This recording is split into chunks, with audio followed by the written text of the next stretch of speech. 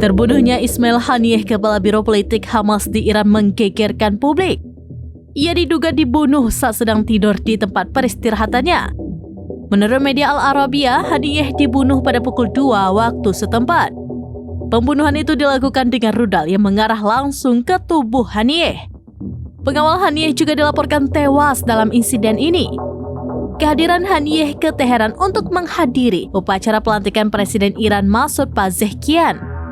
Hamas menduga Israel dalang di balik penyerangan tersebut. Perlawanan di Palestina itu pun bersumpah akan membalas serangan Israel. Namun Israel belum memberikan konfirmasi atas pembunuhan Haniyeh. Sementara anggota Biro Politik Hamas Musa Abu Marzok mengutuk Zionis. Ia menyebut pembunuhan Haniyeh sebagai tindakan pengecut.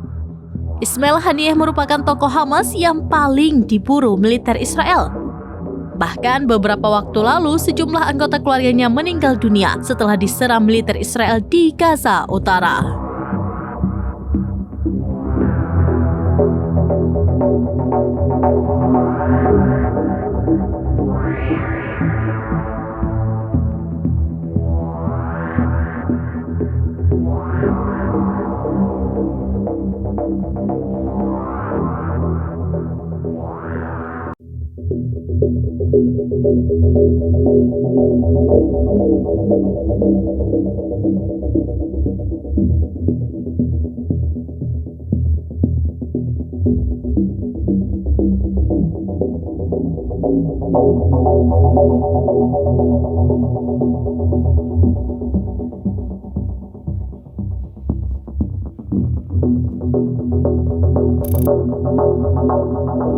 Download Tribun X sekarang, menghadirkan lokal menjadi Indonesia.